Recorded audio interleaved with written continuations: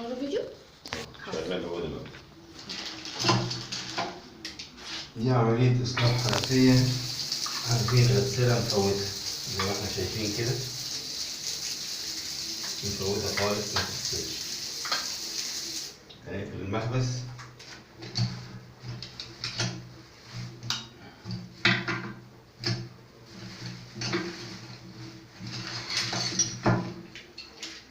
نحاول نفك الحنفية بالراحة.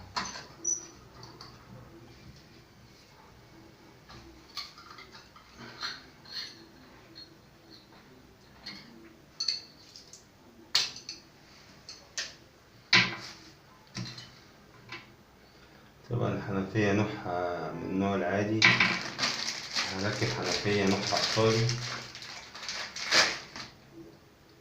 علشان تقعد أطول فترة ممكنة عند العميل.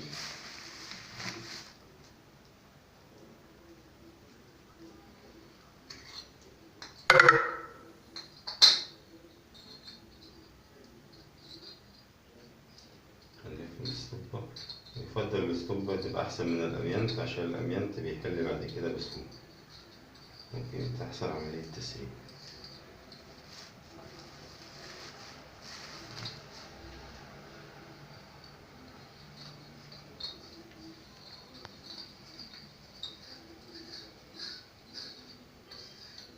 تأكد إن الاسطوبة اتركبت صح.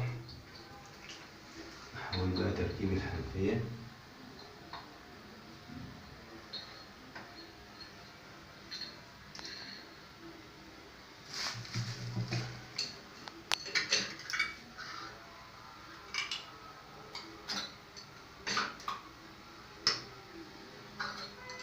طبعا احنا قفلنا الحنفية لحد دلوقتي، فدي كانت نهاية السن بتاع الحنفية لأن راكب جوه عقلة. فاحنا هنفك تاني عشان لو حصلت المشكلة دي مع حد، هنفك تاني ونعيد تاني على الاسطوبة اهي العقلة اهي، بس عقلة صغيرة عشان كده سنها بيبقى بسيط.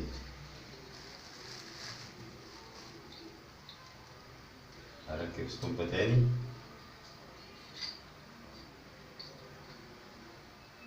ونزود اسطوبة علشان يبقى اللف بتاع الحنفية واحنا بنثبتها يبقى بسيط ما يحتاجش لف كتير.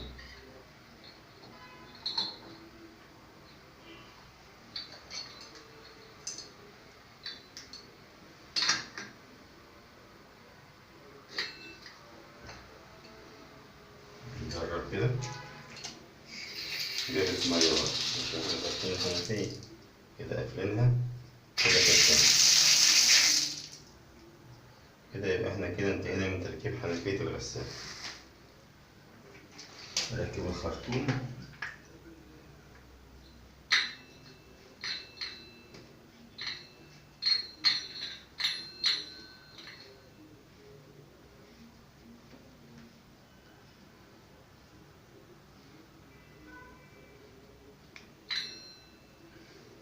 كده تمام كده، يبقى الشغل انتهى. كم ايدك كام؟ بسم الله. طب هو بالنسبة